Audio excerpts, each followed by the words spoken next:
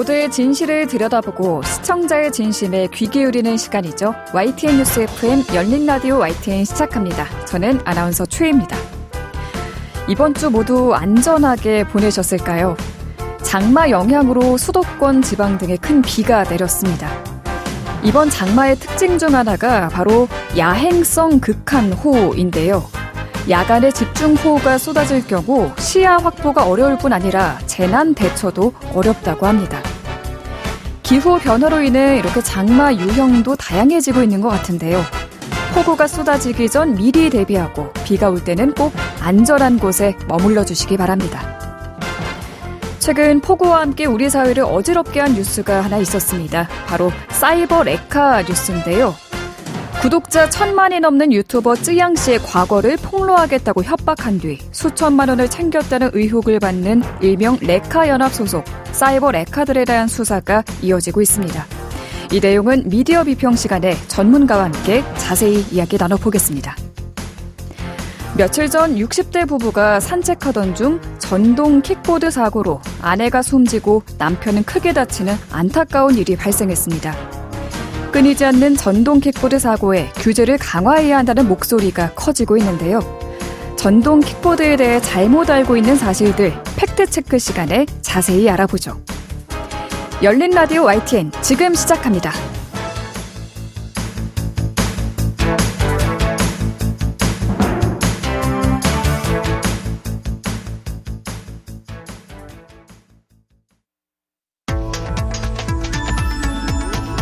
미디어가 전하는 이슈에 대한 다양한 분석과 팩트체크까지 바로 보고 뒤집어 보고 꼭꼭 씹어보기 위한 미디어 비평 프로그램 열린 라디오 YTN. 한 주간 뉴스를 꼭꼭 씹어보는 시간 미디어 비평입니다. 오늘은 심석태 세명대 저널리즘대학원 교수와 전화로 만나보겠습니다. 교수님 안녕하세요. 네, 안녕하세요. 네. 교수님은 최근 유튜버들의 이야기로 세간이 시끌시끌했습니다. 생각해보니 최근 일어났던 많은 일들이 유튜버들과 관련이 있더라고요. 지난 대선 때도 유튜버들 영향력이 작지 않았고요. 또 밀양 성폭행 사건 가해자 신상 공개나 이번 쯔양 씨 협박 사건도 유튜버와 연관이 있었습니다. 우리가 먼저 이 유튜브 생태계를 이해를 해야 할 것 같아요. 한마디로 어떻게 정리할 수 있을까요? 네, 한마디로 정리를 하려면 좀 험한 표현을 써야 될 수도 있기 때문에 쉽지가 않고요.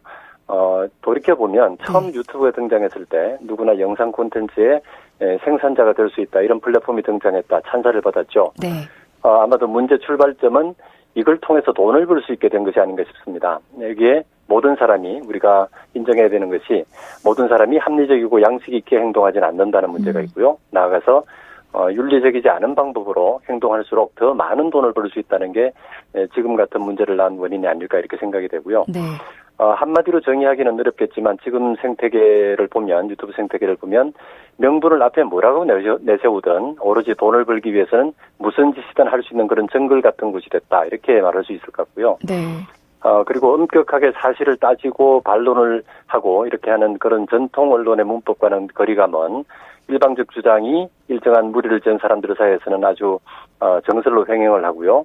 또 사생활 같은 인격권을 침해하는 주장이라도 거리낌 없이 소비되는 일종의 어두운 뒷골목 같은 곳이 되어버린 측면도 있다. 이렇게 네. 부정적으로 평가할 수 있을 것 같습니다. 네. 제가 너무 부정적으로만 얘기했는데 여전히 적은 비용으로도 누구나 자기 생각이나 재능을 펼칠 수 있는 그런 플랫폼이기도 하고요. 또 거품을 빼고 내용으로만 승부할 수 있는 그런 곳이기도 하죠. 이런 긍정적인 측면도 분명히 있는데 앞서 제가 말씀드린 것처럼 부정적 측면을 정리를 하지 않는다면 긍정적인 측면을 언급하는 것 자체가 문제가 될 정도로 지금 심각해졌죠. 네. 좀 전에 앵커께서 말씀하신 것처럼 여러 가지 정치적인 사건들, 최근에는 국민의힘 전당대회를 앞두고 합동연설회 등에서 불거졌던 일종의 정치폭력 비슷한 일도 벌어졌지 않습니까? 네. 그 대표 경선 과정에서 특정 후보를 지지하는 유튜버들끼리 몸싸움을 벌이는 온라인 콘텐츠 생산자가 현실 정치에까지 몸싸움을 하면서 참여하게 되는 이런 상황이 됐다는 거죠.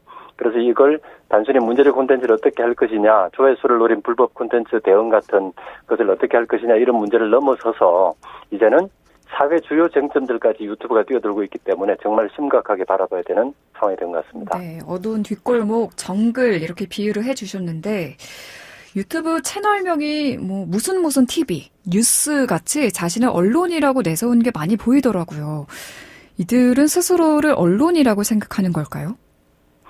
네, 실제로 우리가 가만히 보면 전직 언론인들 중에 유튜브 채널을 만든 사람들이 있거든요. 이런 분들이 처음에 자기 이름에다가 무슨 TV, 무슨 뉴스 이렇게 원래 자기가 활동하던 어떤 언론의 느낌이 나게 그렇게 붙인 사람들이 있었죠. 근데 지금 가만히 보면 그 사람이 언론인 출신인지와 상관없이 그냥 그런 이름들 많이 붙이거든요. 맞아요. 재밌는 게 얼마 전에 한 방송사에서 한 공영방송사에서 주요 시사 현안을 쫓아다니는 유튜버들을 인터뷰를 한 적이 있습니다. 그래서 그분들이 방송에 나와서 뭐라고 이야기를 했냐면 네. 기성 언론이 제대로 역할을 하지 않기 때문에 자기들이 나섰다는 거예요. 그래서 자기들이 잘못된 언론을 대신해서 나선 것이다. 이렇게 당당하게 얘기를 하거든요. 네. 근데 그분들이 하는 행동을 보면 이를테면 한강변 의대생 사망사건 같은 것이 나왔을 때는 계속 음모론을 제기하면서 확인되지 않은 내용을 특종이다 단독이다 이렇게 내세워서 유튜브를 통해서 퍼뜨리고 있었단 말이죠. 네. 그런데 그렇게 사회적으로 무리를 빚는 사람들이 거꾸로 당당하게 자기들이 언론의 잘못을 바로잡고 있다 이렇게 이야기를 하거든요. 이번 밀양 성폭행 사건 같은 경우에도 피해자의 뜻과는 무관하게 심지어는 나중에는 피해자가 반대를 하는데도 불구하고 가해자들의 신상을 공개하면서 사회적 관심을 끌었죠. 겉으로는 가해자들에 대한 처벌이 부족하기 때문에 자기들이 나섰다 이렇게 얘기를 하는데 본질적으로 보면 결국은 돈 문제, 조회수 문제로밖에 볼 수가 없지 않느냐. 그리고 또 이번에 쯔양 씨에 대한 협박 사건 같은 경우에는 이렇게 조회수를 올려서 돈을 버는 것에서 한 발 더 나가서 아예 돈을 뜯어내는 방식까지 갔단 말이죠. 네. 쯔양 씨가 원래 사건의 피해자인데 오히려 유명인이라는 이유로 공개가 되면 손해를 볼 것 아니냐. 그러니까 돈을 뜯어내겠다. 이런 식으로까지 접근을 했으니까 스스로 언론이라고 포장을 하든 하지 않든 본질적으로는 결국은 돈을 벌려고 하는 것이다. 이렇게밖에 볼 수가 없겠죠. 네, 지금 많은 문제점을 지적해 주셨는데 우려스러운 거는 이들이 이렇게 확인되지 않은 정보를 퍼뜨리고 문제가 되는 콘텐츠를 올려도 책임을 묻기 어렵다는 거거든요. 네. 규제 사각지대라는 말도 나오는데 처벌 법규가 약하기 때문일까요? 그 유튜브에서 뭔가를 얘기하는 건 언론 보도를 하는 것하고 구조적으로만 보면 법적인 측면에서 다를 게 전혀 없습니다. 언론사냐 아니냐 하는 차이만 있는 것이지 표현 행위를 해서 그것으로 인해서 누군가 피해를 입으면 법적인 제재를 당하는 것은 똑같은 것이거든요. 그리고 또 이번 같이 그 쯔양시 사건에서처럼 이 폭로를 빙자해서 돈을 요구하거나 뭔가 다른 압박을 가하게 되면 협박이나 강요죄 같은 것도 되고요. 네. 당연히 명예훼손이나 모욕 같은 것들은 성립이 됩니다. 언론사들의 경우에는 대부분 공적인 의제를 보도하는 과정에서 이런 일이 일어나기 때문에 법원에서도 언론 보도는 공익성이 있는 것으로 일단 기본적으로 인정을 해주거든요. 네네. 그렇지만 유튜브들의 경우는 전후 맥락을 봐서 단순히 조회수를 위해서 얄팍한 내용을 확인 없이 방송했다 이렇게 한다면 공익성을 이유로 면책을 받기도 어렵죠. 그리고 유튜브들의 행위는 모두 정보통신망을 통해서 이루어지기 때문에 형법은 물론이고 정보통신망법에 규정된 명예훼손 조항이 또 적용이 되니까 네. 법정 형량도 더 높습니다. 그래서 누군가가 만약에 개인들의 발언을 일일이 확인해서 고소나 고발을 하기만 하면 네. 처벌을 할 수가 있는데 뒤집어서 말하면 그 많은 유튜버들의 발언을 누군가가 일일이 확인해서 고소를 해야 한다라고 하는 그 부분이 어려운 거죠. 그러니까 지금 법이 없어서가 아니고 이 사람들의 행태가 너무나 개별적이고 잘 피해자조차도 실제로 그런 피해가 있었는지를 잘 알기 어려운 그런 곳에서 벌어지기 때문에 어려운 것이지 네. 실제로 만약 그런 문제가 적발만 된다면 지금도 얼마든지 규제가 가능하다.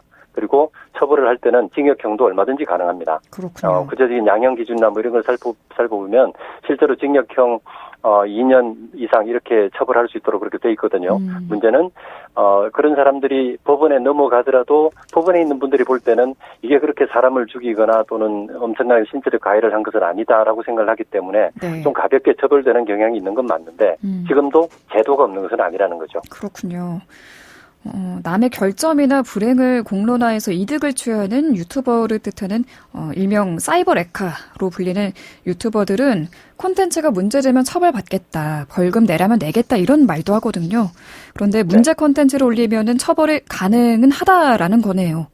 예, 그렇습니다. 지금도 법적 처벌 규정이 없어서가 아니라 유튜버 같은 온라인 공간에서 명예훼손이나 사생활 침해 같은 행위가 일어날 경우에 네. 이걸 당장 우리 개인이 어떤 피해를 당한다면 이걸 어떻게 대응해야 할지를 알기가 좀 어렵다는 거죠. 온라인에서 이런 증거를 어떻게 확보할 것인지 네. 경찰이나 검찰은 이런 것들을 열심히 수사해서 그 개인들의 명예훼손을 회복하기 위해서 수사나 기소나 재판을 열심히 할 것인지 이런 부분들이 부족하다는 문제라는 거죠. 네. 잘 아시다시피 최근에 한국에서 경찰들이 이 수사 업무가 너무 많이 늘어나서 수사를 제대로 진행하려면 시간이 많이 걸린다는 얘기들 많이 나오고요. 특히 법원에 가면 재판이 길어진다는 건 거의 지금 모든 사회에서 알고 있는 문제 아니겠습니까? 네. 그렇기 때문에 일단 그런 형사사법 절차를 진행하는 것이 어렵고요. 또 하나는 유튜브의 경우에 서버가 외국에 있단 말이죠. 네. 그 컴퓨터 서버가 물리적으로 외국에 있기 때문에 경찰이 직접 나서서 하더라도 시간이 많이 걸린다. 이런 것들 때문이지 정리를 하면 처벌법규 자체가 없어서 규제 사각지대가 되는 것이 아니고 온라인에서 벌어지는 일에 대해서 우리 사회적으로 전반적인 인식이 부족하다. 또 법 집행기관들이 의지를 갖고 이런 문제를 그렇게 적극적으로 하지 않는다. 네. 또는 국제적인 관계가 좀 시간이 걸린다. 이런 것들이 문제라는 거죠. 네. 일각에서는 유튜브도 방송으로 보고 아예 방송법으로 규제하자는 주장도 나오거든요. 그런데 이게 현실적으로 어렵다고 하던데 이유가 뭔가요? 네, 일부에서 보면 유튜버들 중에서 적어도 무슨 방송, TV 이렇게 이름을 단 것들이라도 방송법으로 규제를 해야 되지 않느냐. 이런 주장을 하는데 그건 그만큼 우리 사회에서 방송법 규제가 강하다라고 하는 것을 알고 있기 때문일 텐데요. 방송법 규제는 누구한테 강하냐면 방송사업자한테만 강합니다. 이를테면 본인들이 방송사업자가 아니면 방송법 체계 안에서 규제할 수 있는 게 사실은 별로 없어요. 네. 왜냐하면 방송사업자의 경우는 면허를 정부가 관리하고 승인을 받아야 되고 제어가도 받아야 되고 이런 절차들이 있는데 사실 개인 유튜브나 개인 무슨 인터넷 무슨 방송 TV라고 하는 사람들의 경우에는 안 되면 그 채널 닫아버리고 새로 열면 그만이란 말이에요. 그러니까 개인적으로 아무리 그 사람들이 큰 영향력을 행사하고 있다 하더라도 구조적으로 보면, 제도적으로 보면 그 사람들은 그냥 개인 동영상 채널일 뿐이다.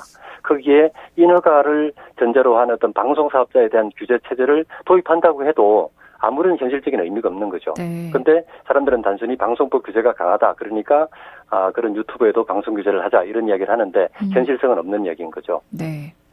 그러면은 명백하게 법을 어긴 부분은 법적 책임을 묻고 그렇지 않은 경우에도 플랫폼 사업자인 유튜브 측에서 콘텐츠 관리를 철저히 하는 게 필요하겠네요. 그렇습니다. 아무래도 유튜브가 사업자니까 그 사업자들이 그 유튜버들에게 판을 깔아주는 글로벌 사업자죠. 네. 그 플랫폼 사업자가 그 부분에 대해서 관리를 제대로 하도록 요구하는 것이 지금은 제일 현실적인 방법이고요. 왜냐하면 공적인 자금을 들여서 그 많은 채널들을 24시간 아주 장시간에 걸쳐서 인력을 투입해서 모니터링 한다는 것도 힘들기 때문에 네.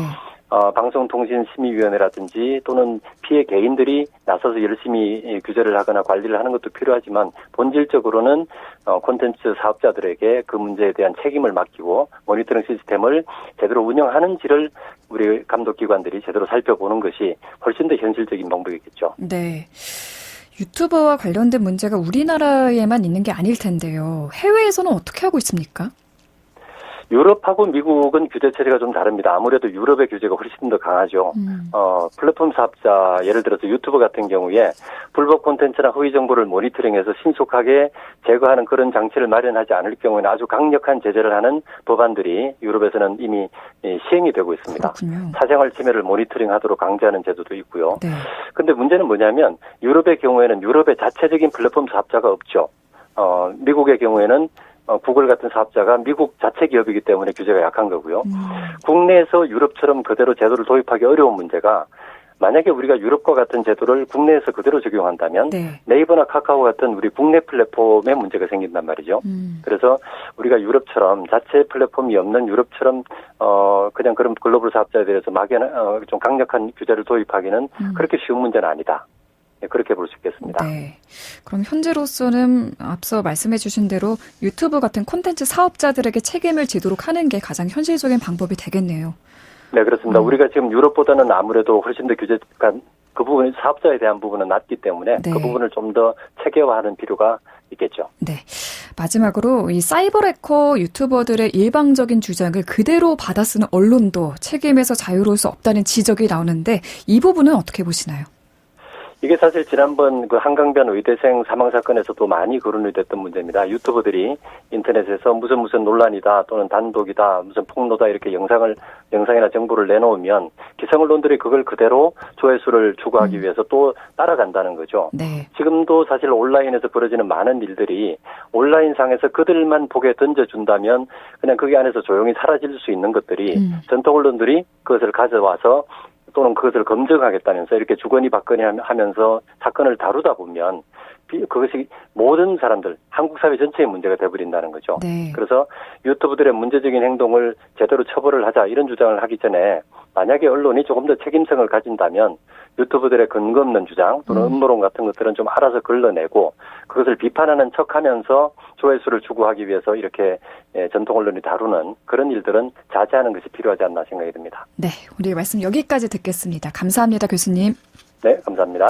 네, 지금까지 심석태 세명대학교 저널리즘대학원 교수였습니다. 진실을 전합니다. 진심을 다합니다. 시청자 여러분의 목소리에 귀 기울이는 YTN 뉴스 FM 열린 라디오 YTN 토요일 저녁 8시 20분과 일요일 밤 11시 20분에 방송됩니다.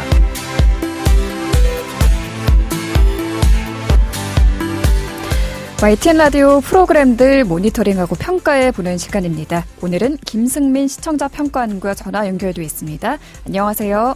네, 안녕하세요. 네, 이번 주에는 어떤 프로그램 모니터링 하셨나요? 이번 주에는 매주 월요일부터 금요일 오후 1시 15분부터 3시까지 방송하는 이익선 최수영의 이슈앤피플을 들었습니다. 모니터 기간은 7월 1일부터 12일까지 총 2주간입니다. 지난 5월 20일 프로그램이 개편한 뒤 처음 모니터링을 하게 됐는데요. 이제 거의 2달 정도 지났기에 어느 정도 코너가 정착됐다는 가정하에 아쉬운 점을 짚고자 합니다. 네, 개편 후 첫 평가인 셈이네요. 첫 번째로 어떤 점 짚어볼까요? 프로그램이 1시간에서 2시간여로 확장 개편되며 점심시간 직후인 1부에서는 정치 시사를 자세히 다루고 2부에서는 교양 정보를 중심으로 인터뷰를 진행하고 있습니다. 2부 코너는 요일별로 금융, 문화, 건강 등 생활에 도움이 되는 정보 위주로 소개해 일부보다 상대적으로 나른해지기 쉬운 오후 시간대에 집중력을 높이고자 한 점이 좋았습니다. 예.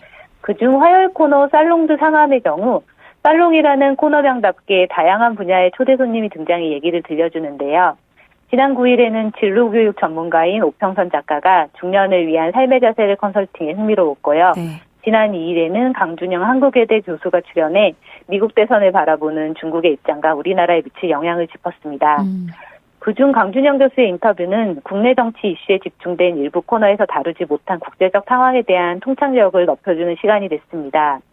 특히 현지 시간으로 지난 13일 트럼프 전 대통령이 피격을 당하며 한국에 미치는 영향에 대한 분석도 쏟아지고 있는데요. 네. 국제 정세는 환율 등 경제 전반을 비롯해 외교 안보 등 모든 분야에 밀접한 연관이 있기에 적어도 미국 대선이 끝날 때까지만이라도 2부에서 고정 코너로 다뤄진다면 좋겠다는 바람이 들었습니다. 네, 미국 대선이 이제 4달도 남지 않았는데 그만큼 국제 정세를 들여다볼 수 있는 인터뷰가 좋은 평가를 받았네요. 또 어떤 점 짚어볼까요? 고정 패널에 정제되지 않은 표현에도 신경을 썼으면 합니다. 한 달에 한 번 전원책 변호사가 출연해 이슈를 짚는 월간 전원책 코너가 그랬는데요. 지난 9일 전원책 변호사는 코너 초반부터 정치권을 꾸짖는 멘트를 하며 야 이놈들아라는 표현을 3차례 사용했습니다. 또한 한동훈 후보가 자신이 보수 인사를 조사하던 시절을 화양연화라고 표현하며 지금 보수당의 대표가 되겠다고 하는 것에 대해 야 이 나쁜 놈아라고 했고요. 이런 표현이 나올 때마다 두 진행자는 당황한 듯 웃었지만 별다른 멘트 없이 다음 화제로 넘어갔습니다. 네. 비슷한 상황은 지난 11일 경옥고에서도 있었습니다. 이날 출연한 신경민 전 의원 역시 고정 패널인데요. 한동훈 후보의 김건희 여사 무시 논란과 관련한 원희룡 후보의 반응을 들며 제가 지난번에 원소룡이라고 말씀드렸는데 소룡도 못 되고 원잠룡 정도 되는 수준이라고 말했습니다. 네. 여기에 대해서도 진행자들은 그냥 웃고 넘어갔고요. 출연진들이 정치 비판을 할 때는 원색적인 비난이 아닌 타당한 근거에 따른 지적이 필요할 것입니다. 그렇지 않다면 일반 청취자들의 의견과 다를 바가 없는 것이고요. 진행자 역시 이에 대한 적절한 개입과 정리가 필요해 보였습니다. 네. 출연자의 부적절한 발언이 있을 때는 진행자가 이를 바로잡는 것도 필요하겠네요. 패널뿐 아니라 진행자도 역시 단어 사용에 더욱 신중을 기울였으면 합니다. 네. 모니터링한 기간부터 현재까지 국민의힘 전당대회 후보 간의 설전이 이어지는 상황인데요. 지난 10일 전국대담 친구들 코너에서 진행자가 패널에게 이에 관한 질문을 하며 그런데 사실 솔직히 말씀드리면 지금 레드라인을 넘었다 그런 관측들이 있어요 라고 말했습니다. 지난 12일 이번 주 탑3 코너에서도 진행자는 지금 사실은 이게 좀 약간 레드라인을 넘고 있지 않느냐고 같은 질문을 던졌는데요. 레드라인은 국제사회에서 넘어선 안 될 금기선을 의미하는 용어입니다. 상대 국가의 도발의 금기선을 정해놓고 이 선을 넘어서면 군사 대응을 포함한 비외교적 수단으로 전환하겠다고 엄포를 놓는 일종의 분기점을 이루는데요. 우리나라에서는 대북 정책과 관련한 레드라인이라는 용어를 종종 사용합니다. 이런 표현을 여당 내 갈등을 가리키며 하는 것은 지나치게 확대 해석하고 오히려 갈등을 부채질한다는 느낌을 주었습니다. 또한 이익선 진행자는 국민의힘 총선백서 발간 시기와 관련해 이 총선백서는 언제쯤 세상에 나오는 게 가장 이유 있다 보십니까? 라고 질문했는데요. 네. 이에 패널인 김성환 시사평론가가 이유 있다요? 라고 방문하자 리즈너블하다는 말을 어떻게 해야 되나요? 가장 합리적이다? 라고 덧붙였습니다. 언제쯤 나오는 게 시기 적절할까요? 라고 물었다면 패널도 청취자도 이해하기 쉬웠겠습니다. 네, 오늘 말씀 여기까지 듣겠습니다. 잘 살펴주셔서 고맙습니다. 네, 감사합니다. 네, 지금까지 옴부즈맨 김승민 평가원이었습니다. 열린 라디오 YTN에서는 시청자 여러분의 목소리를 듣습니다.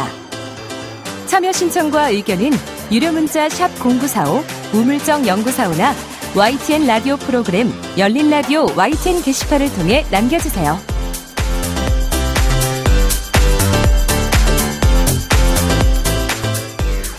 지난 한 주간 있었던 뉴스들 가운데 사실 확인이 필요한 뉴스들 팩트체크해보는 시간입니다. 선정수 팩트체커와 전화로 만나보죠. 안녕하세요. 네, 안녕하십니까. 네, 오늘 주제는 전동 킥보드와 자전거에 대해 잘못 알려진 사실인데요. 지난주에 전동 킥보드 관련해서 큰 사고 소식이 전해졌어요.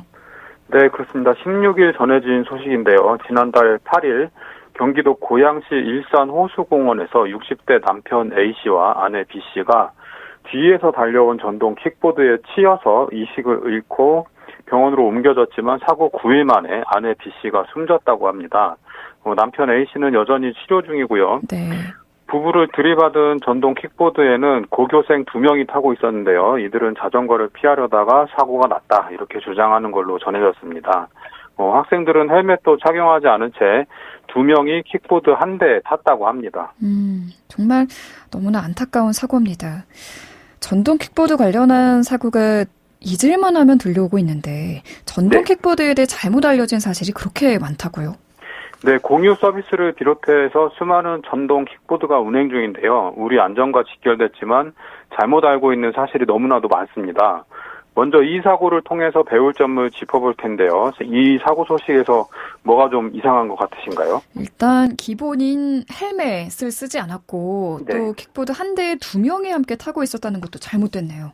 네, 그렇습니다. 전동 킥보드를 탈 때는 헬멧을 꼭 착용해야 합니다. 도로교통법 50조 4항은 자전거 등의 운전자는 자전거 도로 및 도로법에 따른 도로를 운전할 때 행정안전부령으로 정하는 인명보호장구를 착용하여야 하며 동승자에게도 이를 착용하도록 하여야 한다. 이렇게 정합니다. 네. 여기서 자전거 등은 자전거와 개인형 이동장치를 말합니다. 행정안전부령으로 정하는 인명보호장구란 승차용 안전모, 즉 헬멧을 의미하고요. 개인형 이동장치인 전동 킥보드를 탈 때 헬멧을 착용하지 않으면 범칙금 2만 원을 내도록 규정하고 있습니다. 네. 전동 킥보드에 2명이 타는 것도 위법행위인데요. 도로교통법은 전동 킥보드의 정원은 1명으로 규정을 하고 있습니다. 승차 정원을 초과해서 동승자를 태우고 개인형 이동장치를 운전하는 행위도 범칙금 4만 원 부과 대상입니다. 네, 헬멧 착용은 기본 한 대에 1명씩 타야 합니다. 전동 킥보드가 공원에 들어가는 것 자체가 불법이다 이런 의견도 나오고 있는데요. 실제로는 우리가 공원에 가면 이 전동 킥보드를 아주 흔하게 볼 수 있거든요. 이건 어떻습니까? 네, 저도 굉장히 많이 봤는데요. 이 도시공원 및 녹지 등에 관한 법률 그리고 그 하위 법령에 따르면 이 도시공원과 녹지에서 동력 장치를 이용해서 차도 외의 장소에 출입하는 행위, 이게 금지됩니다. 일산호수공원은 도시공원에 해당되기 때문에 여기에서 전동 킥보드를 운행하는 행위는 위법인 거죠. 네. 그래서 과태료 5만 원 부과 대상이 됩니다. 그리고 이 일산호수공원 곳곳에 전동 휠, 전동 킥보드 출입 금지, 이런 현수막이 굉장히 많이 붙어 있고요. 네. 그리고 이 학생들은 운전면허를 소지하지 않았다고 전해지거든요.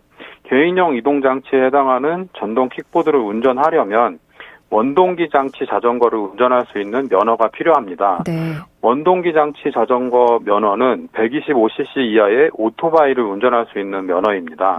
2종 보통, 1종 보통 이런 자동차 면허를 취득하면 원동기 장치 자전거 면허를 따로 취득하지 않아도 전동 킥보드를 운전할 수 있습니다. 그런데 이 학생들은 아무런 면허가 없었단 말이죠. 면허 없이 전동 킥보드를 운전할 경우에는 10만 원의 범칙금이 부과됩니다. 네. 또 13세 미만 어린이가 전동 킥보드를 운전하게 되면 그 부모에게 과태료 10만 원이 부과됩니다. 그렇군요. 저는 며칠 전에 인도에서 교복을 입은 학생 2명이 킥보드 한 대에 타고 가다가 행인과 충돌할 뻔한 순간을 목격했거든요. 네. 다행히 사고는 없었는데 정말 깜짝 놀랐습니다. 공원이 아니더라도 이렇게 인도에서 전동 킥보드를 타는 사람들을 많이 볼 수 있는데 이건 어떻습니까? 인도는 사람이 다니라고 만들어 놓은 길이잖아요. 전동 킥보드는 자전거 도로가 따로 있는 곳에서는 자전거 도로로 통행을 해야 합니다. 그런데 자전거 도로가 없고 보도와 차도가 구분된 도로라면 차도의 가장 오른쪽 차선으로 통행을 해야 합니다. 자전거 도로가 있더라도 안전 표지판 등으로 전동 킥보드 통행을 금지시킨 곳에서는 운행하면 안 됩니다. 네. 전동 킥보드를 타고 인도로 통행하다가 단속되면 범칙금 3만 원이 부과됩니다. 자전거 도로로 다녀야 하는군요. 없다면은 네. 차도 오른쪽 차선으로. 그렇습니다. 그런데 이 차도를 달리긴 사실 무섭고 자전거 도로는 따로 없으니까 인도로 다니시는 분들이 많은 것 같아요. 네, 심정은 이해가 되는데요. 근데 현행법상으로는 명백한 불법입니다. 차도로 다니기 무섭다는 분은 전동 킥보드를 사용하시면 안 됩니다. 네. 인도로 전동 킥보드의 통행을 막는 이유는 간단합니다. 이번 사고처럼 전동 킥보드가 보행자와 부딪힐 경우에 보행자는 물론 이 전동 킥보드 운행자까지 크게 다치기 때문인데요. 같은 이유로 자전거나 오토바이의 인도 통행도 금지하고 있는 것이죠. 보행자 보호가 우선이니까요. 네. 오토바이는 물론 자전거도 인도로 다니면 단속 대상이 된다는 겁니다. 네. 그럼 어린이들이 인도에서 자전거를 타는 것도 단속 대상인가요? 그건 아닙니다. 도로교통법은 자전거 통행 방법의 특례를 정하고 있는데요. 어린이, 노인, 그 밖에 행정안전부령으로 정하는 신체 장애인이 자전거를 운전하는 경우에는 인도 통행이 가능하도록 규정을 하고 있습니다. 그러니까 어른은 안 돼도 어린이는 된다. 이렇게 정리하면 될 것 같고요. 예. 인도에서 자전거 타는 어린이를 발견했다고 하더라도 뭐라고 하지 말고 안전하게 탈 수 있도록 도와주시면 좋겠습니다. 네. 13세 미만 어린이들이 전기 자전거를 타는 것은 전동 킥보드와 마찬가지로 부모님이 과태료를 부과받게 되어 있습니다. 자전거 운전자가 횡단보도를 이용해서 도로를 횡단할 때는 자전거에서 내려서 자전거를 끌거나 들고 횡단보도를 이용해야 하고요. 네. 자전거는 길 가장자리 구역으로 통행할 수 있는데요. 이 경우 보행자의 통행에 방해가 될 때는 서행하거나 일시 정지해야 합니다. 우리 동요에 따르릉 따르릉 따르릉 비켜나세요 이런 노래 있잖아요. 네. 이 노래가 이제 시대에 안 맞게 된 거죠. 보행자 우선 잘 알아두시면 좋겠습니다. 자전거 탔으니까 높이 보이고 싱싱 달리고 싶다고 해서 보행자를 위협해서는 안 된다 이런 뜻이죠. 네, 지금 여러 가지 지켜야 할 사항들을 쭉 정리를 해주셨는데 다시 전동 킥보드로 돌아가 보면요. 전동 킥보드로 인한 교통사고가 많이 늘었다고 하는데 얼마나 늘었나요? 도로교통공단이 집계한 통계 자료를 살펴봤는데요. 전동 킥보드 등 개인형 이동장치 사고 건수는 해마다 꾸준히 늘어났습니다. 네. 2017년 117건이던 사고 건수는 2020년에 897건, 2021년에는 1735건, 2022년에는 2386건으로 늘어나서 6년 만에 20배 이상 늘었습니다. 최근 3년 동안 5018건의 사고가 발생해서 55명이 숨지고 5,570명이 다쳤는데요. 네. 특히 날이 따뜻해져서 야외 활동이 늘어나는 봄철에 사고가 급증하는 걸로 나타났습니다. 그리고 가해자 연령별로는 2022년 기준 19세 이하가 1,032건으로 가장 많았고요. 전체의 43.2%를 차지했습니다. 네, 사고 건수가 6년 만에 20배 이상 늘었어요. 굉장히 많이 늘어났는데 네. 이렇다 보니까 전동 킥보드의 제한 속도를 낮추자는 의견도 있더라고요. 네, 정부는 개인형 이동장치 사고 예방을 위해서 현행법상 시속 25km인 개인형 이동장치 최고 속도를 시속 20km로 제한하는 시범 운영 사업을 실시하기로 했습니다. 네. 이 시범 운영은 총 10개 대여업체가 참여하는데요. 이달부터 올해 12월 말까지 서울과 부산 등 전국 주요 도시에서 진행하기로 했습니다. 이번 조치는 2022년에 삼성교통안전문화연구소가 발표한 운행 속도를 시속 25km에서 시속 20km로 늦추면 정지거리는 26%, 충격량은 36% 감소한다는 분석 결과를 반영한 겁니다. 네. 최고 속도 하향이 사고 및 인명피해 감소에 크게 기여할 걸로 기대를 하고 있습니다. 네, 속도 꼭 잘 지켜주시기 바랍니다. 제한 속도를 낮추는 조치가 안전도를 높이는 결과로 이어지면 좋겠네요. 네. 또 우리가 반드시 기억하고 지켜야 할 게 개인보호 장구 착용이죠? 네, 그렇습니다. 한국교통안전공단이 2023년 교통문화시수 실태조사를 했는데요. 이 결과에 따르면 개인형 이동장치 이용자의 안전모 착용률은 15%에 불과했습니다. 그리고 주행도로 준수율은 40%에 그쳤고요. 그래서 경찰청을 중심으로 안전모 미착용, 무면허 운전, 주행도로 위반, 2인 이상 탑승 등 주요 안전수칙 위반 행위에 대해서 다음 주까지 2주간 계도 홍보 기간을 거쳐서 8월부터 9월까지 2달 동안 집중 단속을 할 계획이라고 합니다. 특히 개인형 이동장치의 주 이용층인 10대와 20대에 대한 교육도 강화하기로 했고요. 2022년부터 최근 2년 동안 10대와 20대의 사고 발생률을 합하면 전체 사고의 절반을 훌쩍 뛰어넘는 69.6%나 된다고 합니다. 그렇군요. 또 봐야 할 게 앞서 말씀해 주셨듯이 전동 킥보드는 운전면허가 있어야지만 운전할 수 있도록 규정돼 있는데 네. 우리가 거리에서 흔히 볼 수 있는 공유 서비스에서 빌릴 때 면허증이 없어도 빌릴 수 있지 않나요? 우리가 렌터카를 빌릴 때 면허증을 반드시 제시를 해야 하잖아요. 네. 근데 렌터카 업체가 여객 자동차 운수 사업법의 규제를 받고 있기 때문입니다. 그런데 이 전동 킥보드 대여 업체들은 이런 법에 사각지대에 있습니다. 그래서 업체들은 면허증 인증을 거치지 않아도 전동 킥보드를 빌릴 수 있도록 하고 있습니다. 실질적으로 면허증 인증을 하도록 요구는 하고 있는데 다음에 할게요. 이걸 누르면 그냥 빌릴 수 있는 이런 방식인 거죠. 예. 그래서 법 개정을 통해서 전동 킥보드 대여 과정에 면허증을 인증하도록 의무화하고 무면허 운전에 대해서는 처벌 수위를 높여야 한다. 이런 목소리가 커지고 있습니다. 그러니까 교복을 입은 학생들이 이 전동 킥보드 탄 모습을 흔히 볼 수 있는데 이게 안 되는 거죠, 원래는? 교복을 입은 학생들이라도 16세 이상부터는 원동기 면허를 딸 수 있거든요. 딸 수 있군요. 예, 그러니까 교복 입은 학생이라도 원동기 면허가 있으면 이 전동 킥보드를 탈 수 있는 거고 네. 원동기 면허가 없다면 탈 수 없는 거죠. 면허증 인증이 의무화 좀 돼야 될 것 같아 보입니다. 이 전동 킥보드가 사실 안전수칙만 잘 지키며 이용하면 굉장히 빠르고 또 편리하고 값싼 이동수단이 될 수 있을 텐데 오늘 말씀을 듣다 보니 생각난 게 음주 후에 타시는 분들도 있거든요. 그렇습니다. 이거 너무 위험할 것 같아요. 네. 어쩌다 이렇게 전동 킥보드가 천덕꾸러기 신세가 된 걸까요?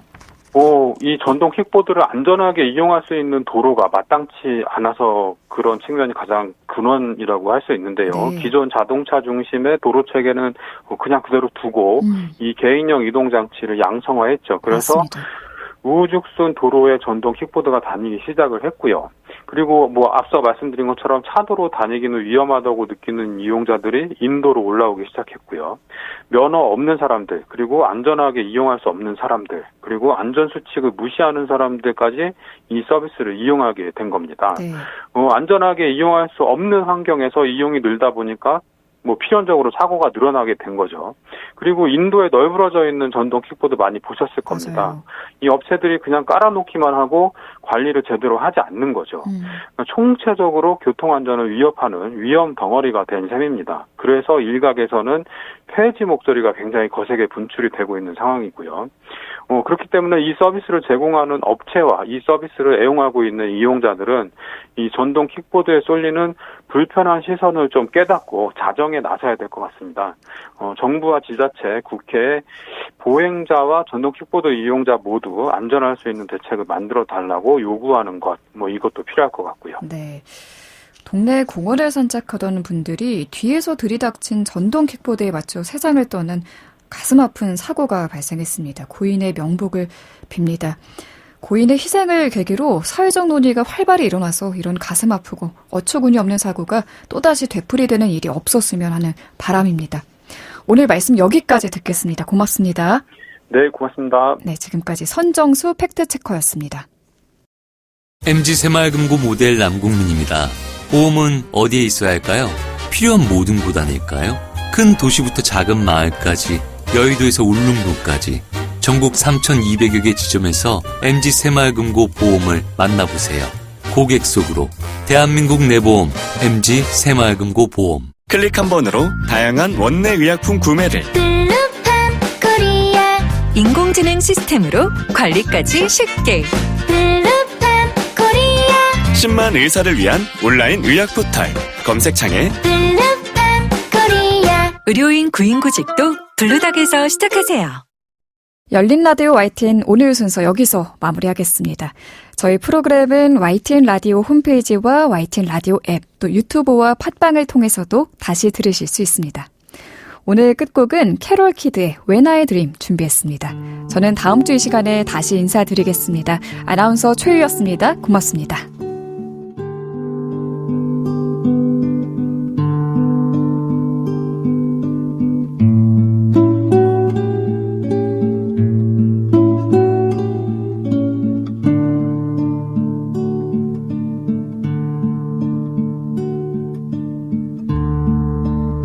I could build a mansion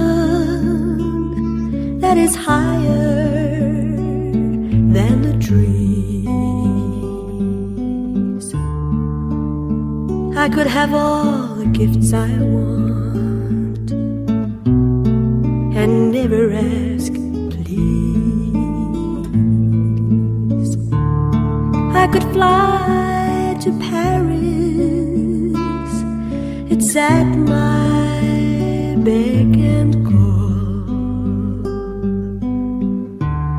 Why do I live my life alone with nothing at all? But when I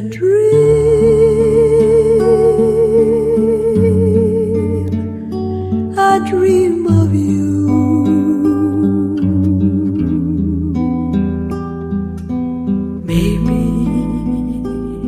Someday you will come true. When I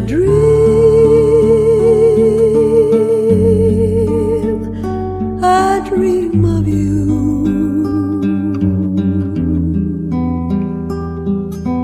Maybe someday you will come true.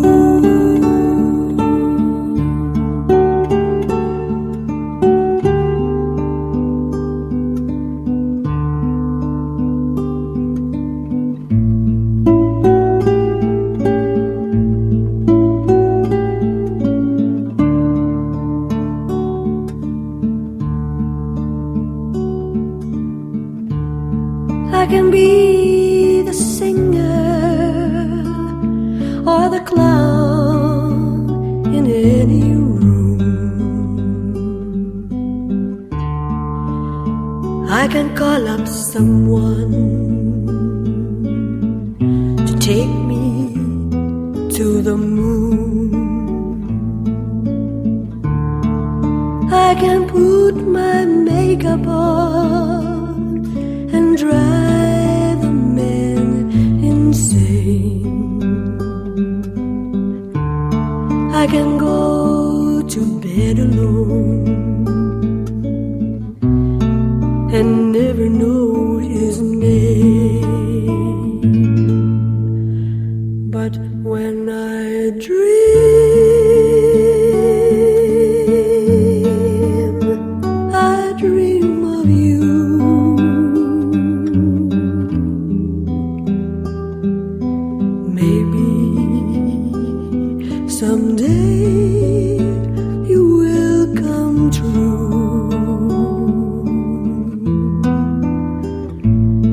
when I dream